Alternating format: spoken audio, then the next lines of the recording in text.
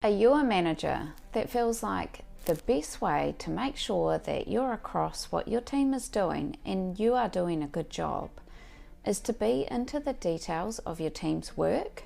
Do you love it when your team asks you for advice and seek your input for every step of the process along the way? Perhaps you pride yourself on being able to spout off every detail of every project for all of your team members and every step that they're at, including maybe even the words that they will use in the communication that they will provide.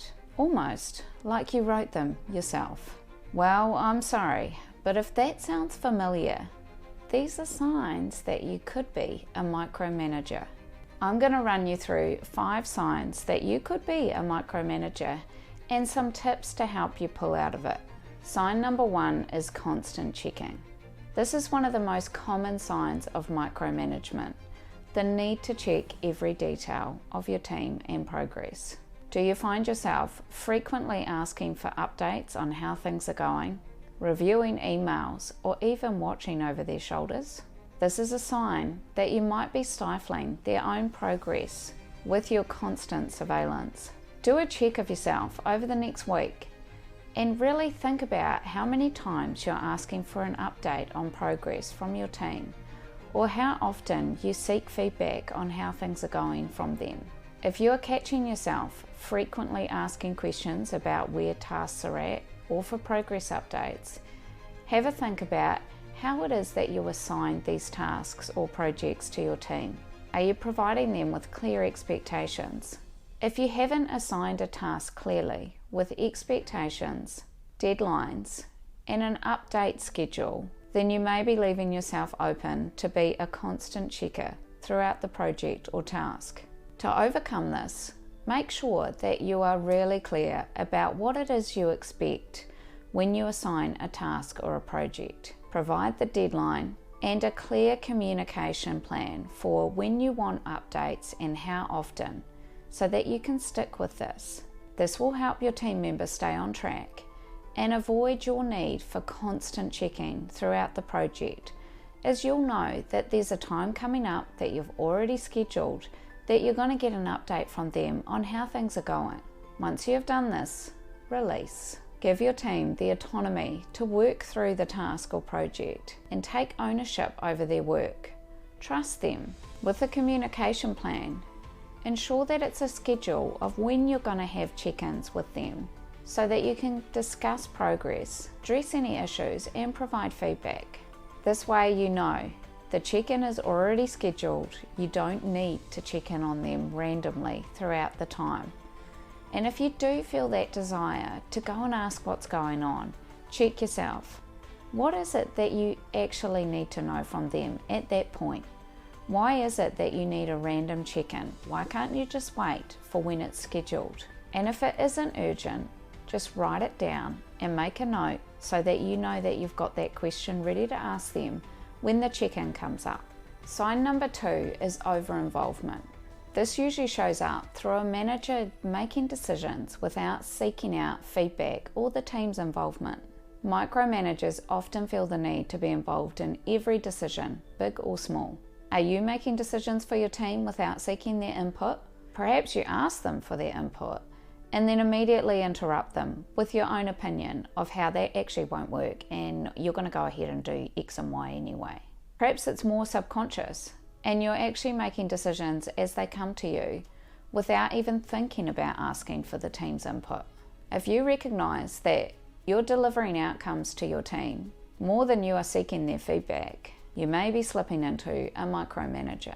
Perhaps you're thinking that you need to be the decision maker in every situation. But to move away from this, start thinking about what you can delegate to your team to support not only freeing up your time, but empowering them too. I have done a video on delegation, which is linked on your screen if you want to watch that next. Try and adapt your style to be more providing guidance and support, but avoiding taking over the decision-making process in every scenario. Sign number 3 is a lack of trust. Micromanagement often stems from a lack of trust in your team's abilities. Do you find yourself constantly questioning your team's judgment or doubting the work that they are doing? When your team asks you for help, do you immediately wade in and problem solve? Or do you try and coach them into discovering the answer themselves and using their own initiative? If you reflect and think, actually, I think there is some distrust there, and perhaps you don't fully trust your team to be able to do the work, consider where this comes from. Is it because they have shown you in the past that they haven't been able to complete things to what you expect? Or is it just based on your own feeling of needing to be involved in all the things to feel like you're doing a good job? Try and show your team that you trust them by giving them opportunities to prove themselves. Follow the steps of how to delegate tasks by using a clear system of explaining the expectations or the outcome that you require, giving a timeline, and building in check-in points to allow them the freedom to prove themselves and come to you if they have issues. Make sure you tell them that you trust them to do a good job and make them feel confident. Reinforce that trust through regular feedback, both positive and negative, in a supportive environment. This includes acknowledging your own mistakes too, and showing that you are open to feedback. And I have done a video which is linked on your screen about the importance of feedback in leadership to build trust with your team. Sign number 4 is controlling behavior. Micromanagers often have a strong need for control. Do you insist on specific systems, tools, or processes, even if they aren't strictly required? This may come through in behavior if you feel challenged or defensive when a member of your team asks questions about a decision that was made or raises new ideas. Consider how you feel when this occurs. Do you immediately feel a bit panicky when somebody comes up with a new way of doing things? Or do you think that you might not have the visibility that you need if changes are made? This could highlight that you're leaning into needing a version of control and micromanagement. Try and relax your approach a little bit and be a little bit more open to the way that things are done and to new ideas. Initially, this could just be that you actually listen to them and don't shut them down as soon as they come up. Once you have embraced the element of listening to new ideas, you can ease in to start considering them and even adopting them and encouraging your team to come with new ideas. This can be quite confronting if you feel that your leadership is really centered around the fact that you have control over what is happening. But again, just listen at first. Be open to hearing them and then ease into it. Seeking feedback on how things are or new ideas can be quite challenging at first. It can feel like you're losing control. But once you are more comfortable about hearing from others and their ideas, and you start actually adopting a few little ideas to get yourself used to it, it actually becomes quite freeing. And you can start to really focus on the end result rather than the specific steps that got you there. Sign number 5 of micromanagement is the engagement of your team. This one can be a bit sensitive, but from my experience, I have found that signs of micromanagement will often show up in how the team present themselves. Are they coming across as stressed, demotivated, or a really big sign is, are they appearing irritated when you're asking them questions and checking in on their tasks or projects? How do your team respond to you in these situations?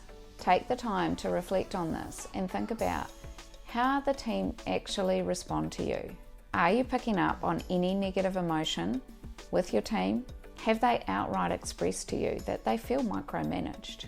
That is probably pretty hard for the team to admit. So as with a lot of leadership, it requires you to do quite a bit of self-analyzation to work out, okay, what am I actually seeing and hearing and feeling here without being told directly? You need to be able to identify your own strengths and gaps through reflection and leadership so that you can grow and move forward. And it is really important that when you do pick up on those little things, that you're prepared to actually challenge yourself and make a change. And if you are picking up that you're showing any of these 5 signs of micromanagement in your leadership, that you continue that self-reflection so that you can make improvements for your team and build their trust. And if you need some support with the leadership mindset, please check out my next video, which is linked on your screen. And thanks very much for watching.